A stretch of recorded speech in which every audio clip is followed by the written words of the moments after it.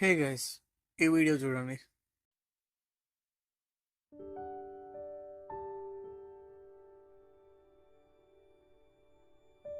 చూసారా? ఎక్కడ పడితే అక్కడ చెత్త పారేస్తున్నారు. ట్రైన్లో నుంచి చెత్త పారేస్తున్నారు. మనం దైవంగా కొలిచే నదిని, గంగా నదిని, అందులో చెత్త పారేస్తున్నారు. ఇంకా ఒకడైతే మన ఫ్రీడమ్ ఫైటర్ పైన, సుభాష్ చంద్ర గారి పైన మీరు చూస్తారు కదా, నేను చెప్పాలనుకోవట్లేదు. అసలు మన ఇండియన్స్కి ఏమైంది? ఎందుకు ఇలా చేస్తున్నారు?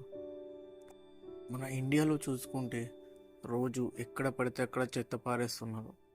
ట్రైన్స్లో, బస్లో, బస్ స్టాండ్స్లో, థియేటర్స్లో, ఇలా ఎక్కడ పడితే అక్కడ మన హవానే ఉంది.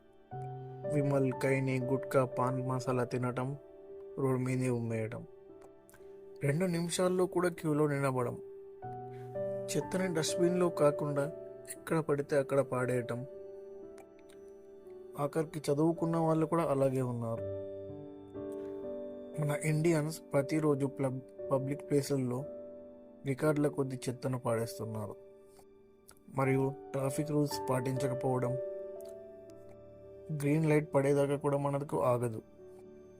బస్సెస్లో సీనియర్ సిటిజన్స్ కూర్చునే ప్లేస్లలో యంగ్స్టర్స్ కూర్చోవడం, లేడీస్ సీట్లో మగవారు కూర్చోవడం, రోడ్పై బర్త్డే పార్టీలు చేసుకోవడం, పబ్లిక్ ప్లేస్లో పెద్దగా సౌండ్ పెట్టి జనాల్ని ఇబ్బంది పెట్టడం, ఇలా ఒకటా రెండా చాలా ఉన్నాయి.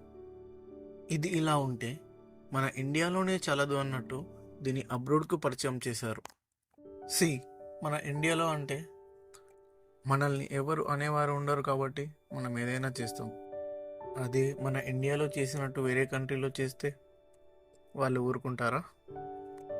ఒకప్పుడు మన ఇండియాకి చాలా మంచి టూరిజం ఉండేది, కానీ ఇప్పుడు అది చాలా తగ్గిపోయింది. బికాస్ ఆఫ్ మన వాళ్ళు చేసే పనులు అలాంటివి.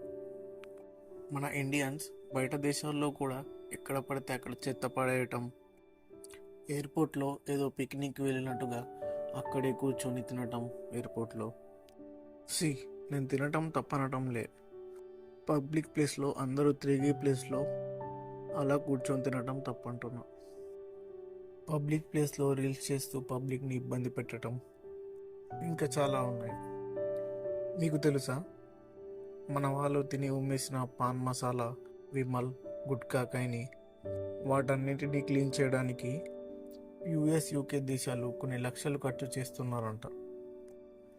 తెల్లతోలు అమ్మాయిలు కనిపిస్తే చాలు వాళ్ళని ఫోటోలు అడుగుతూ ఇబ్బంది పెట్టడం, వాళ్ళను మెల్లమెల్లిగా తాకటూ ఇబ్బంది పెట్టడం, అండ్ వాళ్ళని రేప్ చేసిన సంఘటనలు కూడా చాలానే ఉన్నాయి. అండ్ షాపింగ్ మాల్స్లో దొంగతనం చేస్తూ పట్టుబడటం. ఇలా మన ఇండియాలోనే కాకుండా బయట దేశాల్లో కూడా మన పరువు తీస్తున్నారు. ఒక పక్క మన ఇండియా మన పక్క దేశాలతో మంచి రిలేషన్స్ పెంచుకుంటే, మన ఇండియన్స్ ఏమో సివిక్ సెన్స్ లేకుండా పరువు అంతా తీస్తున్నారు.